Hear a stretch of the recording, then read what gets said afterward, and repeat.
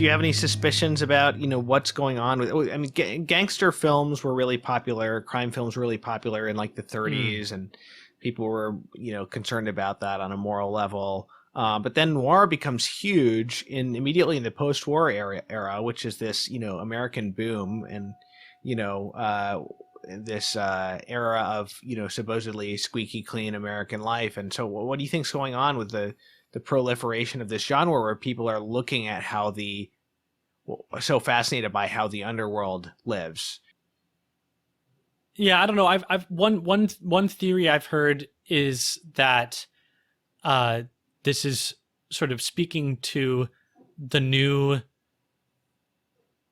relationship between men and women that like war veterans were stepping into after having been away and returning to women who had basically become a working class, had gone into the workforce and like big social changes had happened when all the men were gone and women had to step up and take on these traditionally masculine roles, and that having to sort of try to return to that, I guess, like a lot of women lost their jobs and a lot of women went back into, just like fulfilling the traditional motherly role in the house. Mm-hmm.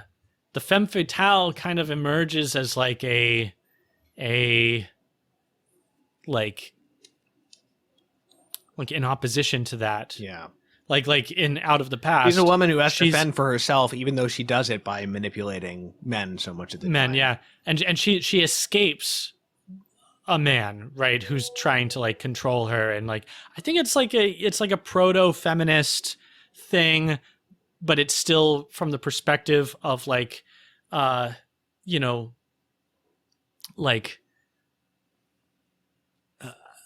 I think it's like I don't know how to put it. I think it probably has to do with that. I think that a loss of trust between men and women and a predominance of,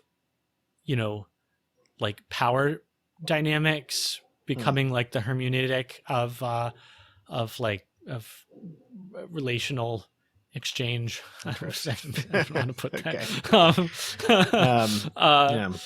Do you know what I mean? Like, it seems to me like this film is about gangsters. It is about the underworld, but it's really about this woman from his past.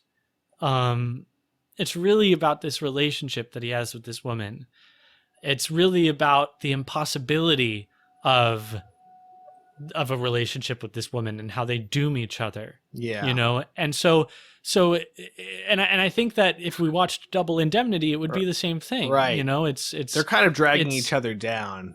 Yeah. And even if the hero is often making a decision of integrity or a morally correct choice in the end, he's often like, I'm going down and I'm going to take you down with me to the woman who's betrayed him. Even if sometimes it's in a righteous way, not so much in Double Indemnity where he kills the woman.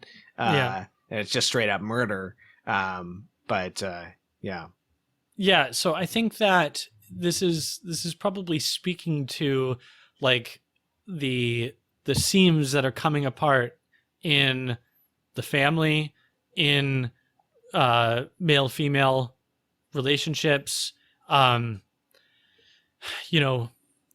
like these films are very erotic too, like not in the sense that we would think, who are like so saturated with pornography, but there's like a sexual magnetism that pervades the male-female interactions, even with like sort of accidental characters. So like in this film, Mita shows up later on, and she doesn't play a super important role, but even she, right, there's like a kind of sexual magnetism that arises between Robert Mitchum's character and her.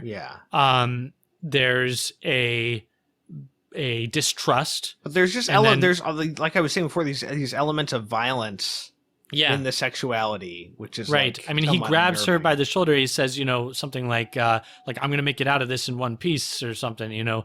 And she says, what does she say? She says, you always go around leaving your fingerprints on a girl's shoulder, you know, which is like a great line, but it's speaking at once to like this violence, but then also in like this kind of seductive way. She immediately follows it up by saying, I don't mind, you have nice strong hands or something like that. Right. You know? Yeah, and it's because like, there's this twisted like thrill of, and I don't think that this movie is so much guilty of that, but you know, the only bit of hard-boiled fiction that I've read is The Postman Always Rings Twice by James M. Cain, who also wrote Double Indemnity. And that definitely, there's like a plot to murder this woman's husband, and then like there's a violent sexuality to it. It's really quite tawdry, the book, and there's like a thrill, a sexualized thrill of this man and woman who are having an affair getting away with murder.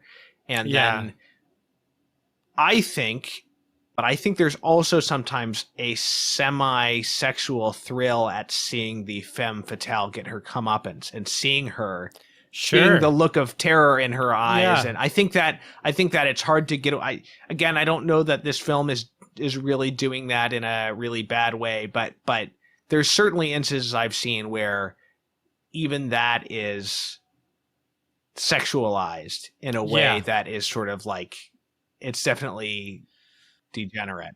You know, like it's again, it's hard to talk about this nowadays where this subject is like so fraught. But I definitely think that there's probably something to that, you know, there's an angst, I think, like a male angst at being not the one who's in control. Right. You know, maybe control isn't necessarily the right word. Maybe it's about being a leader, you know, being a decision maker, you know. But at the end of this film, Kathy says several times, you know, I'm running the show now. And he says that right back to her, you know, you're running the show now. Right. And so, like, it's... but there's also the thrill of revenge. There's also the thrill of revenge. And, like, the hero has been in this, you know, this sexual relationship to one extent or another, sexual, you know, with a woman who then betrays him. And so I think that the bitterness is also... And I'm just for the audience, I'm just trying to describe what's going on in these movies, and you know, and not to even to say it's good or anything, but there's and I'm also talking about a genre, and so it can take on more or less acceptable forms, you know, in different films. But I think that there's also very often a kind of a when you have been betrayed by a lover, then there is also almost a sexualized aspect to getting even and seeing the shoe on the other foot. And that also has this like sexual tinge to it. I don't want to like scandalize anybody by talking about this, but I'm just trying to, I don't know how it all fits together, but these are aspects that seem present in this genre to me. So I'm trying to just like bring them forth. Yeah. Well, and I think that my theory is that that's why these films become so popular. I think that it's also why these films can sort of be transposed into different environments and different situations. But that I think that probably the relationship between men and women is like the beating heart of these films. And it can also be a big part of what makes some of them, you know, very morally sleazy. Yeah. And I haven't seen a ton of film noir, but based on what I have seen, it seems to be like that's the main hook, that's the main in. Yeah, and you're not necessarily talking about specifically the tawdry element of it, but the psychological dynamic. Yeah, and I think that given like social changes in the late 40s, when these films are coming out, you know, I think that that's probably what these films are speaking to. Yeah. But there's also this moral conflict within the hero himself, which I think, and this morally compromised hero that I think is a whole other thing.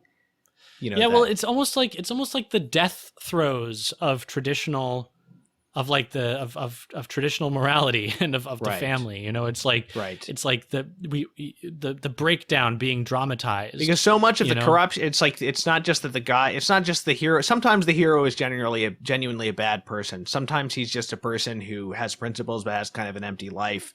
But always that he's surrounded by corruption.